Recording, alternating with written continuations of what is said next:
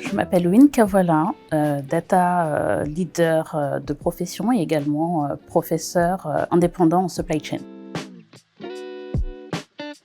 J'ai intégré PPA en 2016 pour le cursus International Business. Les projets sur lesquels j'ai préféré travailler au sein de PPA, il s'agit surtout des business games. On était en situation d'entreprise avec des cas réels et on avait une réelle plus-value à apporter. Ça nous demandait de la réflexion avec un sujet précis. Et lorsqu'on se retrouve dans la vraie vie en entreprise, on se rend compte qu'on a appris énormément de choses et on peut directement les mettre en pratique. En ce qui concerne mes meilleurs souvenirs, personnellement j'en ai deux. C'était une soutenance en fait par rapport à notre spécialité qui s'était étonnamment bien passée alors que juste avant on était en train de stresser comme pas possible. Et le deuxième, c'est tout simplement la remise de diplôme, c'est la consécration de tout un travail, donc c'était top.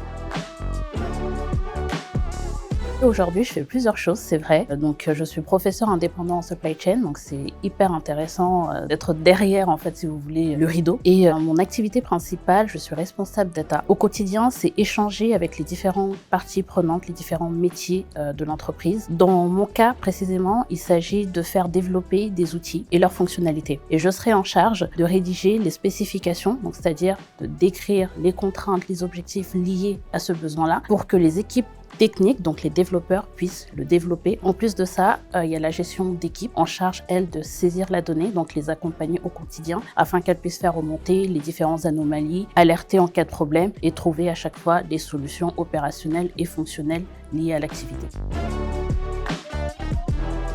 Je dirais il faut de la persévérance, premièrement. Il ne faut pas avoir peur de travailler. On a parfois l'impression qu'être auto-entrepreneur, c'est la liberté absolue, mais ça vous demandera énormément de travail. Ça va demander aussi de se former de façon à être en mesure de faire développer votre entreprise, de rechercher constamment des nouvelles solutions, de revoir votre positionnement lorsque c'est nécessaire, d'avoir un bon réseau, donc d'être bien accompagné et également de rejoindre des réseaux d'affaires, des réseaux liés à votre activité de façon à recevoir les meilleurs conseils et gagner du temps tout simplement.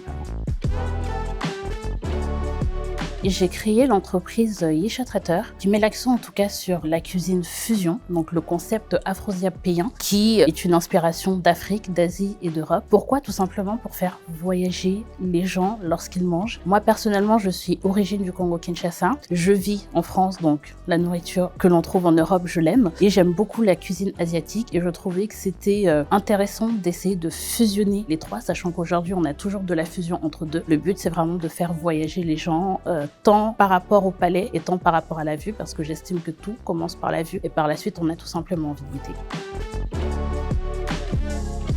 Je dirais que ça va être sur toute la partie administrative, d'autant plus que j'ai créé la société en y intégrant 3 activités, entre ceux qui étaient du ressort de la chambre de commerce et ceux qui étaient du ressort de la prestation de service, donc avec l'INPI. Et deuxièmement, ça c'est une petite anecdote, j'avais mentionné en tout cas sur la création de l'entreprise vin d'honneur. Moi je pensais vraiment aux milliardises et aux cocktails que je proposais, sauf que pour l'administration, vin d'honneur égale alcool, et donc on m'a demandé une attestation comme quoi j'avais le droit en tout cas de fournir de l'alcool, alors que ça n'avait rien à voir. Ma création d'entreprise avait duré beaucoup plus longtemps que prévu. Au lieu de 5 jours, je me suis retrouvée à patienter pendant 1 mois. Donc ça, c'est des choses à savoir.